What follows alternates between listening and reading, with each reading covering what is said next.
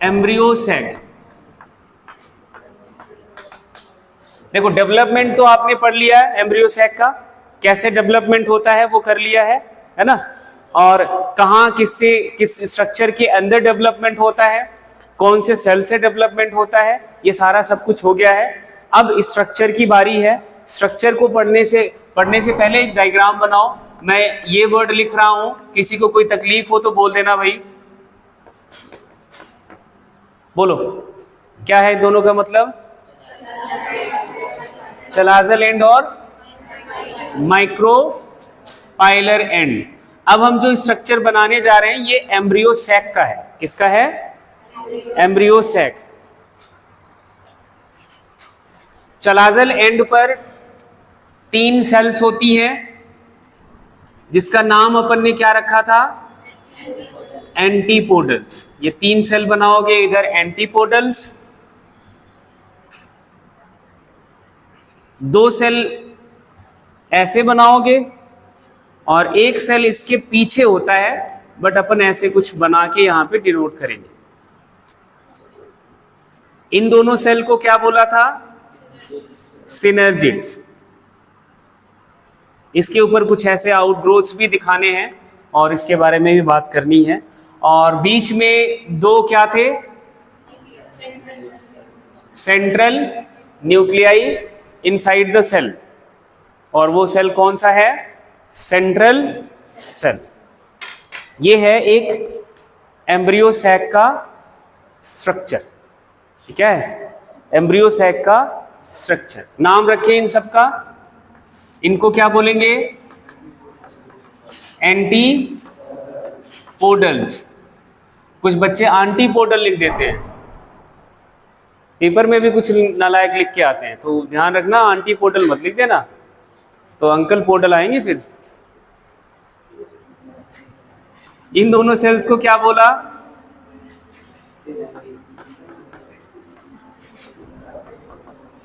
Synergids. और ये क्या है?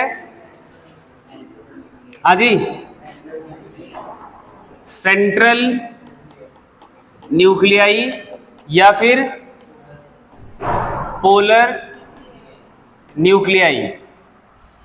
एंड ये सबसे इंपॉर्टेंट पार्ट तो रही गया, इसको क्या बोलेंगे? Egg cell. ठीक है, ये एक एम्ब्रियो सैक का स्ट्रक्चर है। कितने स्टेज क्या है? 7 सेल्ड एंड 8 न्यूक्लिएटेड।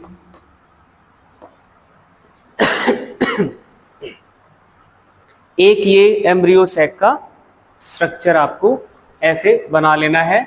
अब इनमें इन सभी स्ट्रक्चर्स का चेंजेस क्या होता है वो अपन की बात अब करनी है, वो अपन समझते हैं। लिखो जरा। After 3 mitosis, after 3 mitosis in functional megaspore, 7 celled and 8 nucleated, 7 celled and 8 nucleated structure is formed, that is called female gametophyte या फिर एम्ब्रियो सैक। इसी को अपन क्या बोलेंगे? एम्ब्रियो सैक या फिर फीमेल गैमेटोफाइट। ध्यान रखना किसी भी नाम से ये क्वेश्चन पूछा जा सकता है। शॉर्ट नोट में भी बहुत बार पूछा जाता है कि एम्ब्रियो सैक को आप एक्सप्लेन करो ब्रीफली, तो वो भी ध्यान रखना क्या लिखना है, कैसे लिखना है। 7 celled 8 nucleated structure is formed, that structure is termed as embryo sac. This type of embryo sac is known as, इस टाइप के एम्ब्रियो सैक को हम बोलते हैं पॉलीगोनम टाइप। क्या बोलते हैं? Polygonum type. This type of embryo sac is known as polygonum type. क्यों बोलते हैं? Because Strasburger discover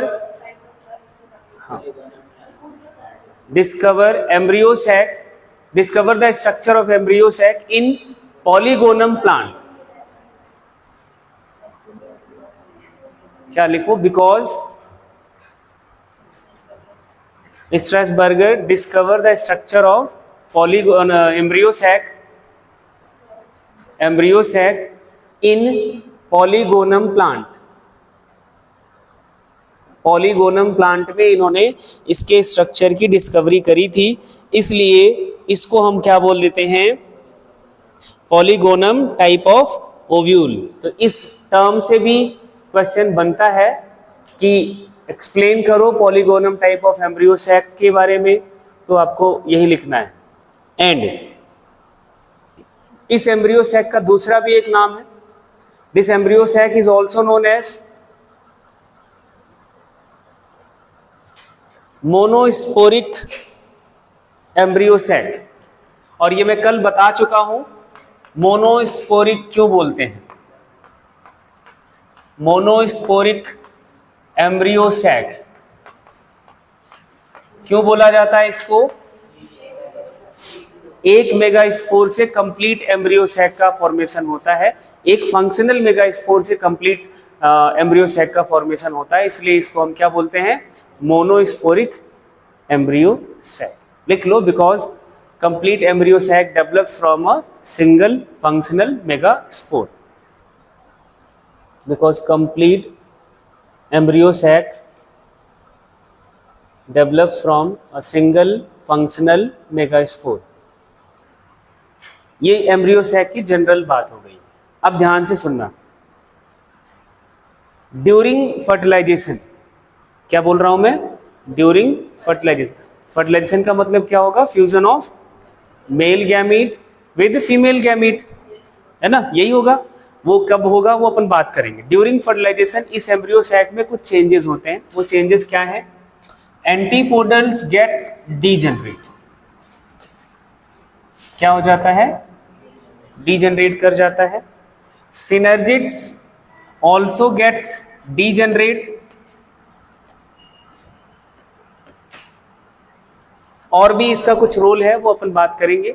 and polar nuclei gets fuse to form diploid nucleus called secondary nucleus. इसको क्या बोलेंगे? Secondary nucleus.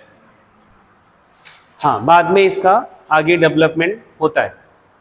इसको क्या बोलेंगे? Secondary nucleus. ये डिप्लॉइड स्ट्रक्चर हो जाता है, क्योंकि जो सेंट्रल न्यूक्लियाई है ये हैप्लॉइड न्यूक्लियस है, ये हैप्लॉइड न्यूक्लियस है. जब दो हैप्लॉइड न्यूक्लियस फ्यूज करेंगे तो क्या बनेगा? डिप्लॉइड न्यूक्लियस बनेगा. तो secondary nucleus is a diploid nucleus, और वही जब सेंट्रल न्यूक्लियाई की बात करें दैट इज अ हैप्लॉइड. बात क्लियर हो गई इतनी? दूसरा एक स्ट्रक्चर और बचा, इसके बारे में आपको पता है. एग सेल फ्यूज करेगा किसके साथ? मेल गैमीट के साथ, टू फॉर्म जाइगोट. वो अपन आगे बात करेंगे डिटेल. अब जो एक आपको एडिशनल बात यहां समझनी है वो ये है सिनर्जिड्स के बारे में. Synergids have finger like outgrowths called filiform apparatus. इसको क्या बोलते हैं? Filiform apparatus. ये देखो इधर अपन ने ऐसे कुछ बना रखा है, तो ये इसको हम क्या बोलेंगे? Filiform apparatus. क्या बोला जाएगा इसको? Filiform apparatus. अब ये फिलीफॉर्म एपरेटस करता क्या है? इसका फंक्शन क्या है? वो अपन यहीं पे नोट कर लेते हैं। फिलीफॉर्म एपरेटिस का रोल है, पहला रोल है it absorb nutrient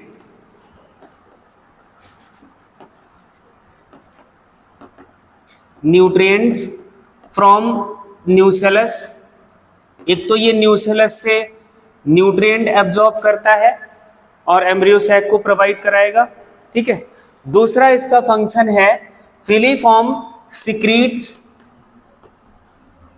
some chemicals, secrete some chemicals, और ये केमिकल्स क्या करते हैं, दीज केमिकल्स अट्रैक्ट या guide to the pollen tube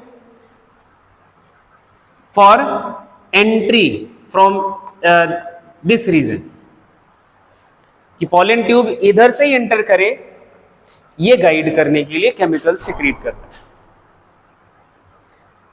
क्या लिखा, secrete some chemicals which guide pollen tube to enter from synergids. किधर से एंटर करे, ये सिनर्जिट से एंटर करे पॉलन ट्यूब, इसलिए ये केमिकल्स इसको गाइड करते हैं। ये सिनर्जिट का फंक्शन है। यहां पे ये वर्ड लिखना, सिक्रीट सम केमिकल्स विच, क्या लिखा है, विच के बाद वर्ड ही गायब हो गया। यहां विच के बाद लिखना, ये रह गया लिखना, which attract and guide pollen tube to enter from synergids, ठीक है। विच के बाद लिखोगे क्या, अट्रैक्ट एंड गाइड।